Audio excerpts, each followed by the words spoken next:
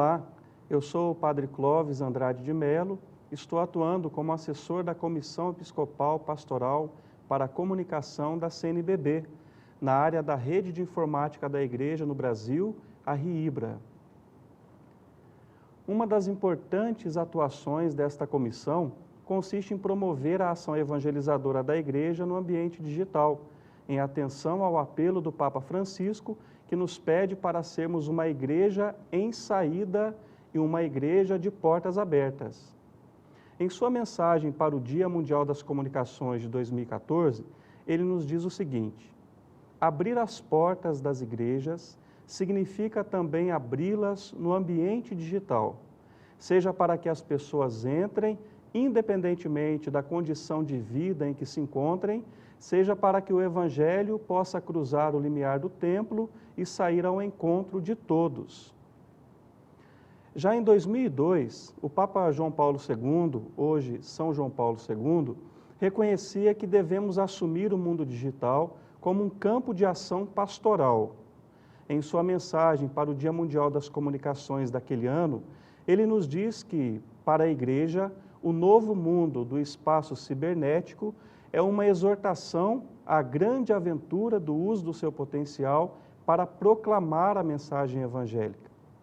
Já em 2009, Bento XVI dá início a uma sequência de 4 mensagens anuais para o Dia Mundial das Comunicações Sociais, refletindo sobre a importante presença da Igreja no ambiente digital.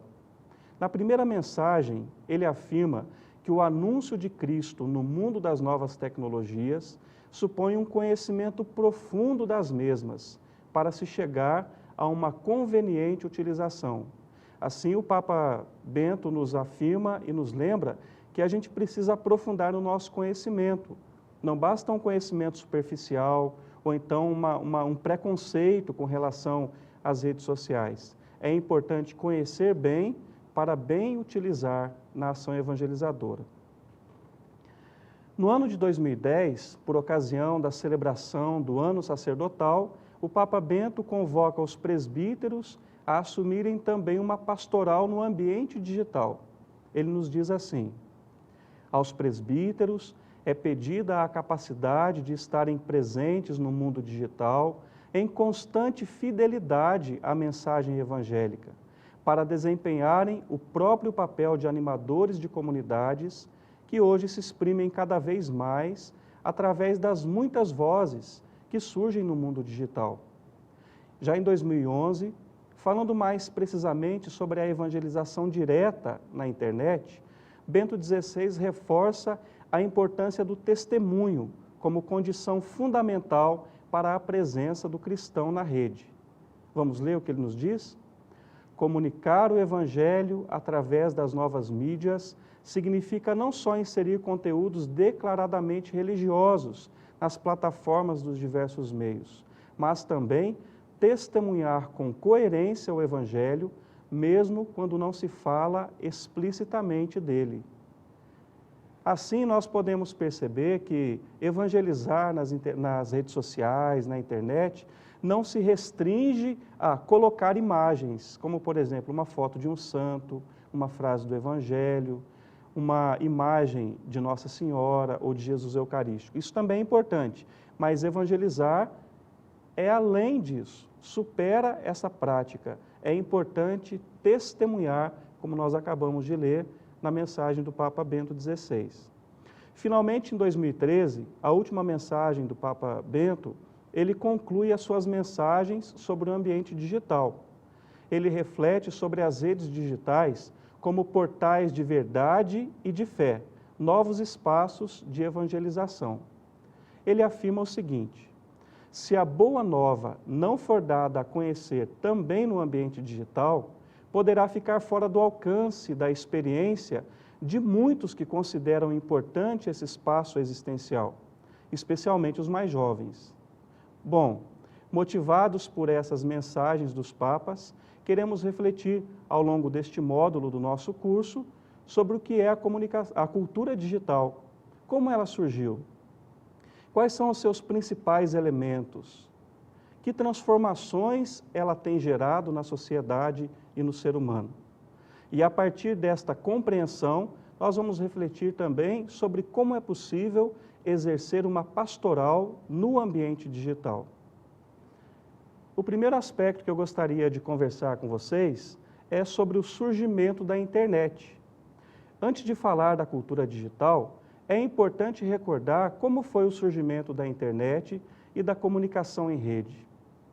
Tudo começou na década de 1960, auge do conflito denominado Guerra Fria. Nesse período, presenciamos uma corrida constante pela hegemonia técnica e militar. E tanto os Estados Unidos quanto a União Soviética tinham consciência da necessidade e eficácia de uma boa comunicação. Por isso, o governo americano, temendo um ataque russo às suas bases militares, que poderia trazer a público informações sigilosas, decidiu criar então um modelo de troca e de compartilhamento de informações que permitisse a descentralização das mesmas. Assim, mesmo que o Pentágono fosse atingido, as informações não estariam perdidas.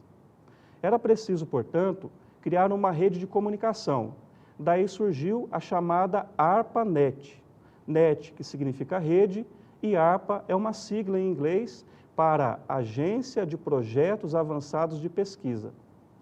A ARPANET funcionava através de um sistema conhecido como chaveamento de pacotes.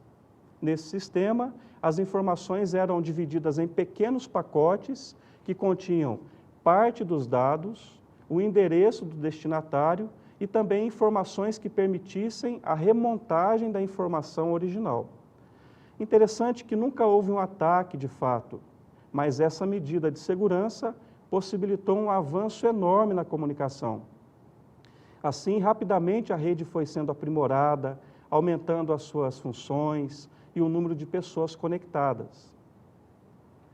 Na década de 1970, com o fim da Guerra Fria e da ameaça de um ataque iminente, os Estados Unidos permitiram que os pesquisadores tivessem acesso à ARPANET. Assim, ela deixou de ser uma rede de uso exclusivamente militar e passou a ser também uma rede de pesquisa. Depois dos pesquisadores, foi a vez dos alunos terem acesso à rede. Nesse processo todo, a ARPANET se desenvolvia, se aperfeiçoava e se ampliava.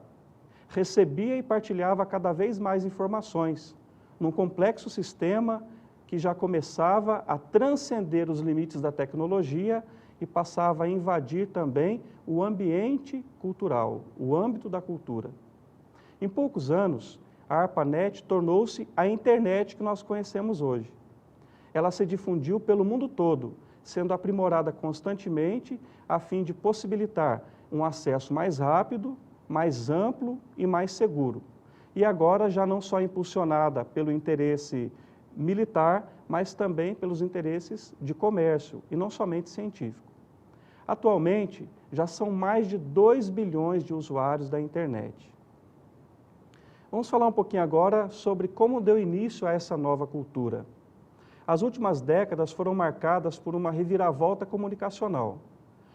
Passamos a viver em uma sociedade da comunicação e uma comunicação generalizada.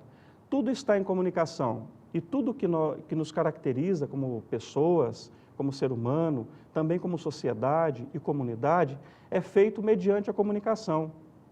Nada ficou como era antes. A política, a economia, os transportes, a educação, o esporte e certamente também a religião. A internet trouxe novas rotinas e novas formas de se relacionar com as pessoas e com o mundo. Podemos dizer, vivemos uma nova cultura. A cultura é o modo de viver das pessoas e das comunidades, o modo como organizam a vida, como usam o tempo e o espaço. A cultura está intimamente ligada às questões do cotidiano, mas também ao sentido que se dá à vida. Por isso, a arte, a literatura, a música, a arquitetura, a educação, quando promovem um modo de pensar ou espelham o sentido da vida das pessoas, são um reflexo desta cultura. Dizer que hoje temos uma cultura digital é dizer que existe um modo de pensar e de viver em sociedade diferente do que era há poucos anos. antes da popularização das novas tecnologias digitais. Hoje, as relações humanas, as informações e as linguagens são, de certo modo, diferentes de tempos atrás. É realmente uma nova cultura, à qual a Igreja deve responder como sempre fez ao longo da sua história. Como vimos, as formas e os códigos dessa comunicação foram mudando, evoluindo, se diversificando e se complementando ao longo da história. Assim também, as práticas comunicativas da sociedade sempre foram marcadas pela presença de técnicas e tecnologias, que se desenvolveram cada vez mais até chegarmos às mídias digitais. Nasce daí novas formas de comunicação e de relação na sociedade, com a própria sociedade, uma verdadeira cultura digital, que demanda, por sua vez, um processo de inculturação por parte da Igreja e de todos os demais segmentos da sociedade. O Diretório de Comunicação da Igreja no Brasil, no número 182, nos diz o seguinte: para evangelizar na sociedade contemporânea, é indispensável compreender as novas linguagens e práticas vivenciadas, a fim de inculturar a mensagem do Evangelho na cultura digital. Esse assunto nós vamos ver na próxima aula. Até lá!